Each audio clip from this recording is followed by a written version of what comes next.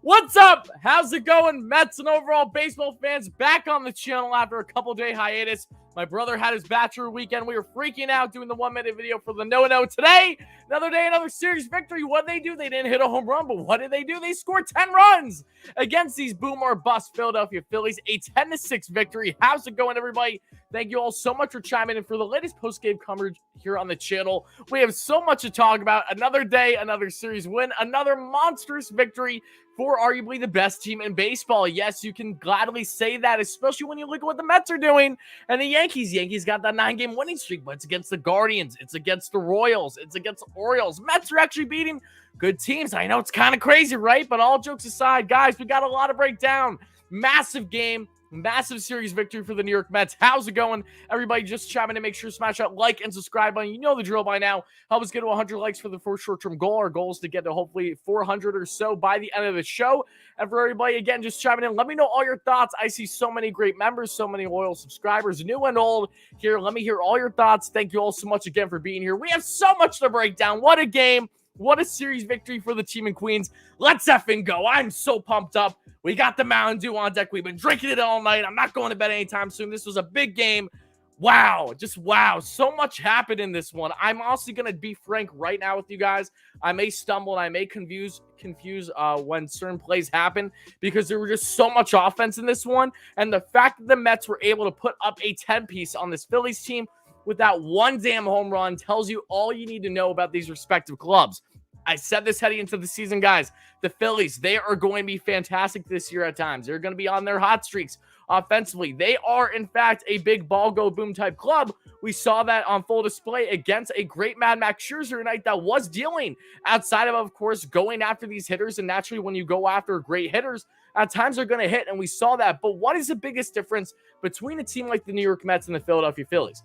The Philadelphia Phillies, they're boom or bust, and that is not an exaggeration. That is exactly what they are when you look at the configuration of their lineup. They have some great offense, but they are also massive swing and miss. And what do the Phillies have? The Mets. The Mets may not have that offensive type aspect of being huge with the home run rate outside of Pete Alonso, Lindor, and some others, but they are one of the best teams in baseball with situational hitting. They know how to run on the base pass, and they know how to properly defend. So when you combine all these things, along with some very strong pitching, more often than not, you are, in fact, going to come out victorious in the end. The Mets did not need that ball go boom type mentality tonight to secure it. And the Phillies, again, this was in hand with their falter, not just a lack of good pitching tonight. But again, the Mets just taking advantage of opposite field hitting. How many opposite field RBIs did the Mets have today? It felt like almost every single RBI the Mets had, it was opposite field. It was fantastic. My goodness, such a great game. So excited to deep dive it further. Again, to everybody just chiming in, if you're new to the channel and you're wondering what we do here on WardyNYM for post-game coverage, I'm going to be breaking down all my analysis, sharing my quick thoughts on what transpired in this 10-6 victory, another series victory, make that 7 straight. How crazy is that? Continuing the best start to a season in Mets history based off of series wins. But after I do that, I'll be answering all your comments, questions, and concerns outside of some donations I'll be addressing right now. So again, continue smashing that like and subscribe button. Again, thank you all so much for being here as always. So pumped up. Let's go. How you feeling, Mets fans? 10-6. We take that. We take that every day of the week. We take that home, baby. Let me answer some donations first. Thank you guys again for being here. Dave, thank you so much for the $4 donation. Appreciate that, Dave. Dave says, base brawl. Yes, LFGM. Thank you so much for the dono, Dave. What a crazy series, right? So many highs, some lows yesterday. But again, it doesn't matter because they got the series victory. Dave, love you, buddy. Great supporter, great friend of mine on the channel. Really, really do appreciate that donation. So shout out to you. Ferrari Frank, another great member on the channel, great supporter. Wardy, I was in NY all weekend, so I couldn't get on for your post games. Yes, I was in attendance Friday night for the no-hitter. You love to see that. Shout out to you, Frank. So glad you got to witness that live. I know a lot of you guys that are currently in the live stream got to do just that. So shout out to every single one of you. Am I going this week to Philly? I am going to Philly this week, May 8th, Mother's Day. Look out for me there. I'm so pumped. Hope to see a lot of you guys there. Going to be very happy to meet a lot of you. Appreciate the donation a lot, Frank. So happy you got to see the no-no in person. My goodness. Thank you so much again for that donation. Guys, I would like to touch on this for a second, and then I'm going to really deep dive this game because I, again, was only able to make that quick video that you guys saw everyone thinking I'm wasted. No, I was not wasted. Was I tipsy? Did I sprint out of a hot tub when the Mets finished a no-no? Yes. yes, two things can be true at the same time, but I did just want to expand a little bit further how impressed, how happy I am, and how grateful I am to be witnessing this Mets team. Let's see what Tyler McGill did. Shout out Julie. We love Tyler's mom. We love the family. All great friends here on the channel. And everyone, that entire 5 pitching arsenal for the team. When you had yourself Seth Lugo, Drew Smith, Joely Rodriguez, Edwin Diaz, and started with Tyler McGill to get that no-hitter. And what was so historic about that for the Mets wasn't the fact that was their second in their history, the first time it being a combined no-hitter, but it was the biggest no-hitter in MLB history in the sense of the Mets, I'm pretty sure, threw right around 159 pitches, which from the statistics I've seen, again, I could be wrong, but I'm pretty sure I'm right, was the most pitches thrown in any no-hitter in MLB's history. So take that to the bank. You'll love to see it. They got the job done. Amazing stuff. I do see some more donations. I'll be addressing them here in a second. Thank you all so much for them. But let's talk about this game. Let's talk about this series victory. What did the Mets do tonight? You had Mad Max on the mound. What did he do? He absolutely shoved, baby. You got 6 strong. Yes, he gave up 4, but look at who he gave up 4 to.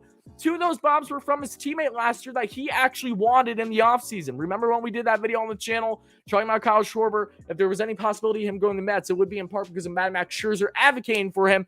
Max knows, Schwarber knows Maxwell. Schwarber knows the Mets well. Hit a bomb against us yesterday, unfortunately, to really start the rally for the Phillies to get them that victory. But today, Schwarber twice. Schwarber went boom. I'm not surprised. Kyle Schwarber is the biggest nemesis that you can see out there that isn't named Paul DeJong. He is the new Paul DeJong. He had 9 home runs against us last year. Didn't get a hit in that first series in Philly this season, which was, again, a fluke. It was mind-boggling. I enjoyed that every second that we could. But Schwarber's starting to heat up. This Phillies offense starting to heat up. He got that bomb. Then he got another piss missile that we saw just a couple innings later for the Phillies in the 6th. I mean, there's only so much you can do at that point. Pardon me, it was in the 4th. He had 2 home runs today. But thankfully, the Mets bats showed up after being dead the past, couple of games, especially yesterday, the offense really wasn't there, but they got the job done. And what was so crazy about this game, guys, was because, one, Max, did he give up the bombs to Schwarber and Bryce? Yes. But what did Max also do? Max was able to shove no matter. He was unfazed. I love hearing Francisco Lindor talking on ESPN, even though that's a god-awful broadcast. At least listening to Lindor is fun. He was saying how, Max, when it's pitching day for him, when it's his number 5, when it's day 5 for him to start, he's a robot. Even when they're celebrating the dugout, he normally is every game, but not when it is the day that he is pitching. He's locked in. Max struck out the side to start the game, was carving hitters up, 9 strikeouts in 6. Again, I can give a rat's ass they gave up those bombs, okay? Because you know what that tells me? That tells me that Max Scherzer does not give an absolute damn who you are in that box. And yes, you're not going to win every battle, but yes, we have seen time and time again with the future Hall of Famer that is Mad Max Scherzer that he is going to come out victorious more often than not in those matchups. Unfortunately for him today, he didn't come out victorious in every at-bat. But again, I love the fact that he's always so aggressive. He doesn't care if you're the best hitter in baseball. Doesn't matter if it's Mike Trout. Doesn't matter if it's Juan Soto. He is going to attack you. And more often than not, he is going to get that job done. And again, he held it together for the Mets to help them get this win. This was, again, another day, another win, Max. He should have wins after every single game this season. The one win he didn't get was because of Trevor May blowing it in that crazy 9th inning comeback for the Mets a couple games ago where they scored 5 unanswered. But getting back in the Mets offense, what stood out in this game? So much stood out. But really what stood out was the fact of the guys that futures are on the line with the New York Mets. All you guys saw this for sure. Let's see here. Okay, got to get someone out of the chat real quick because a schmuck is going to be a schmuck. Let me do that real quick, and then we'll continue, and he is out. Don't worry about it. Okay, and you're out. Why ban you? Because why are you saying stupid shit? Simple as that. Don't be wishing that on people. That's messed up. But going back to what the Mets did tonight, offensively, they gave up the run to Schwarber, then they scored 2 right in the bottom of the second. And who was in the heart of the Mets offense today is the man who we don't know what his future is with the Mets. There's been some rumblings I've heard about him potentially being involved in a deal with the Padres, again, that being in Dominic Smith. The Mets tomorrow have to cut their roster, of course, from 28 players to 26. They have to get rid of 1 reliever. They have to get rid of 1 position player. Now, when you look at the Mets' current roster, what is the worst offensive player in this lineup? It almost like it's this veteran name, I don't know, Robinson Cano, the 40-year-old schmuck. Yes, but with Cano and his contract, there's a lot of uncertainty on if the Mets can truly part with it. And because we don't know for certain if they can, That's why you're concerned. Dom Smith has a minor league option left on his contract. Luis Gourmet, same thing. Both these guys were in the line for the Mets today, and they were some of the best hitters for the Mets today as well. But Dom Smith, on the forefront of it all, his best game this entire season. Talk about a standout. He did this recently, too, when, there was rumblings on what his future would be. Trying to make a statement. Dom got the start first with Pete at DH, and Dom, just beautiful 4-for-4 performance with the 3 RBIs, the double the run score. I mean, what? You can't ask for anything better from Dominic Smith tonight. Shout out to him. I'm so proud of him. Again, we don't know what his future will be. We have no clue what is going to happen tomorrow. In my personal opinion, I think that a trade may possibly happen, or unfortunately, I could see a world. It just frustrates me, the thought of Jankowski being sent down, because he can't be sent down. He has no minor league options left. And we all know that Jankowski gets cut, he's getting picked up right away. He might go back to Philly for all we know. Like, that's not a good look. Jankowski needs to be on this team. He has been way too much of a high-impact player between his glove, his speed on the bags, and just his ability to get on base. Like the Moneyball way. That man gets on base. You don't want to get rid of him, but you're not going to send down Dom Smith, regardless of this performance. Even if Dom went 0 for tonight, you can't justify sending him down, in my opinion, because he is one of the best trade chips the Mets currently have on their roster. Not that I necessarily want to see him traded, but when you look at trade chips for the Mets right now, they don't have a lot on the current active roster, and Dom has always been in the forefront of those discussions prior to the season. But Dom stood out today, was the man of the hour, was the best offensive player for the Mets. And again, I see a bunch of donations. Thank you guys all so much for them. I'll be addressing them soon. Continue smashing that like and subscribe on, folks. Like I said, let's try to get 400 likes by the end of the postgame show while we're live. Really appreciate it. Help us get a 16K subs. The next short-term goal here on the channel, the largest Mets platform on YouTube that isn't directly affiliated with the Mets or SNY. But breaking down further, Dom stood out. We saw that. We saw the back and forth between the Phillies and the Mets in this one. But as we saw in the fourth, Phillies got that 2-run bomb from Schwarber. Mets cut the lead by 1 in the fourth. Thank you so much. Then they get to the 5th inning, and the Mets just start to blow open the doors. They score 3 runs, beautifully placed. Then we get to the 6th inning. The Phillies tack out 1 more. The 7th, the Mets just don't stop. Insurance runs, baby. They keep getting in there. 3 more for the team in Queens, and then even another in the 8th, just because they felt like it. Phillies tacked on 2 in the 9th that we saw. Not that it meant anything, of course. Yon Lopez hit a batter for the Philadelphia Phillies that led to then a home run. But all in all, this was just a game that, in my personal opinion, was one that had everything. And it truly exemplified the differences between these two teams and why the Mets are the better team and why they will continue to be until proven otherwise. Now, the Mets offensively, not just Dom Smith, probably one of the mans that you might overlook just because of all these outstanding performances is Jeff McNeil, a.k.a. Jeff McHit.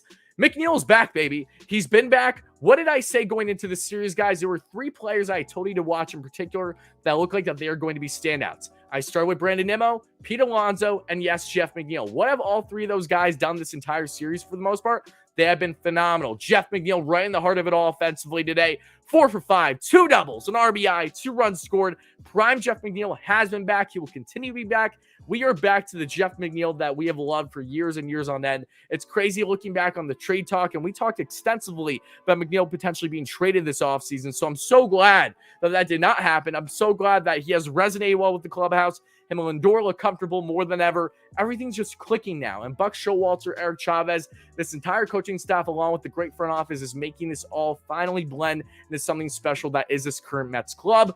But getting on further now, Jeff McNeil stood out. Then we got my number 3 star for Wardy's top 5. Starling Marte didn't have the best day at the plate, but 1, he was an absolute menace with the glove. Made 2 beautiful snags in right field. Probably one of the best days we've seen from Marte in the right field position, who again has not played right field as a starter in his entire MLB career until this season with the Mets because of that great arm. But had the great glove today and had that clutch, absolute clutch 2 RBI single that we saw there in the 7th inning for the Mets to just tack on more insurance runs. You love to see that. Marte, who again hasn't been looking good so far this season with the bat. He has a bunch of RBIs, but again, it just goes in hands with him, just his peskiness to get on base and to get those singles. He's not getting a crazy amount of home runs or anything like that, even though he had a couple in the D-back series, but he is starting to heat up, and hopefully that continues. But Pete Alonso, my number 4 tonight, guys. What did Pete do? 1 for 4, but with that RBI and the 2 runs scored, love to see that. An opposite field RBI be at that. You know I love opposite field hitting.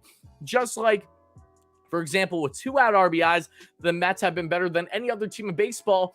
I love that Max Scherzer, according to Francisco Lindor, doesn't give a rat's ass for the most part about solo homers. he cares about 2-out RBIs. So him and I definitely have something in agreement on. Who would have thought, right? But my fifth start's got to be Eduardo Escobar. We're going to go through the entire lineup like we usually do. I'm going to break down Max Scherzer's further numbers through Baseball Savant here on his arsenal. But I got to go with Eddie Escobar. Looked great at the plate today. 2 for 5 with 2 runs. And Eddie just keeps getting on base. I mean, this man who is not known for walks at all. I know he didn't have them tonight, but he has 15 already this season. Like, at least. It just...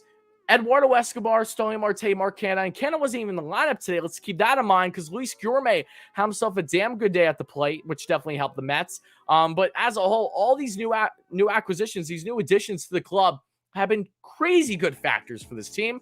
And that is exactly why they're currently right around the best team in baseball. So let's go through the Mets lineup as a whole right now, folks. And then we'll be breaking down some more, breaking down your donations, all that fun stuff. Like I said, if you guys have comments that you'd like me to answer, just hold off on it for a couple minutes, unless it's a donation. Of course, I always appreciate that. Thank you so much, because I want to try to answer the best I can. When we have 500 to 600 people in the chat at once, it can be hard to catch up while I'm ranting like a madman, because I'm very excited that the Mets just won their 7th straight series. But going through the lineup as a whole for the Mets tonight, Brandon Nimmo, 1 for 5 with a run scored. Francisco Lindor, 1 for 4 with the 2 runs scored. Didn't get that base knock until he took that earbud out of his ear when he was talking to ESPN. And I figured it. You're obviously a little distracted when you're talking to, announcers the entire game. Took that, got himself a base knock, 2 runs scored. Love to see it. Jeff McNeil, talking about him. Pete Alonso, talking about him. Eddie, same thing. Dom Smith, same thing.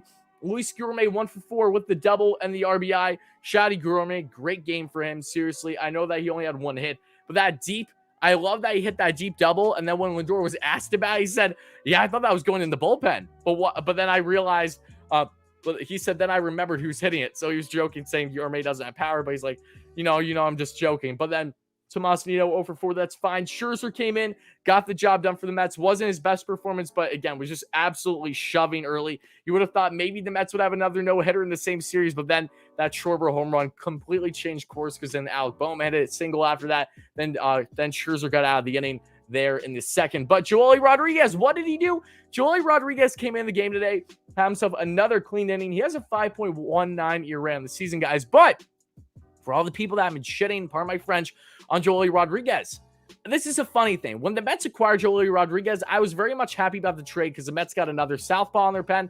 They need that along with Chasen Street. But 2, if you look at all the advanced numbers with Joely Rodriguez from 2021 and throughout his career, he is a far better pitcher than his base ERA will tell you, because ERA does not stand for everything. ERA includes things, unfortunately, that you can't control when it comes to poor defense. But when you look at expected ERA, SI ERA, FIP, expected FIP, WHIP, all these things are factors that help show you what a pitcher can actually control. And all those advanced numbers are far superior than his ERA. And just for fun, I did a little comparison through Fangraphs earlier today between him and Castro. It's early in the year. It doesn't mean much. And again, I don't wish any ill will on Castro. Love the man. Will always root for him, even with him being a Yankee. But just for example, Castro had far worse advanced numbers last season than Joely Rodriguez, and it's the exact same thing we are seeing so far this year. He has been worse with his advanced numbers. So just to tell you guys, it's bad luck. It happens. Joely Rodriguez has been in the forefront of it. He's finally gained a groove, finally looking comfortable. You love to see that.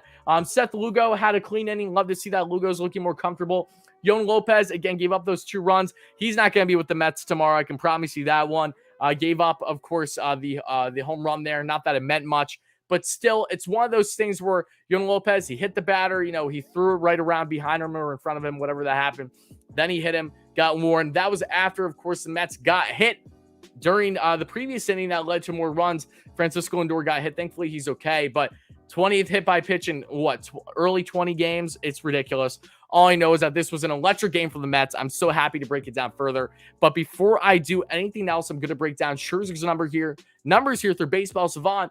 And then I will start answering all your donations, all your comments, all your kind stuff. And again, thank you all so much for the support. Continue smashing that like and subscribe on, guys, if you all are enjoying the post-game coverage as much as I am just ranting about it, having so much fun.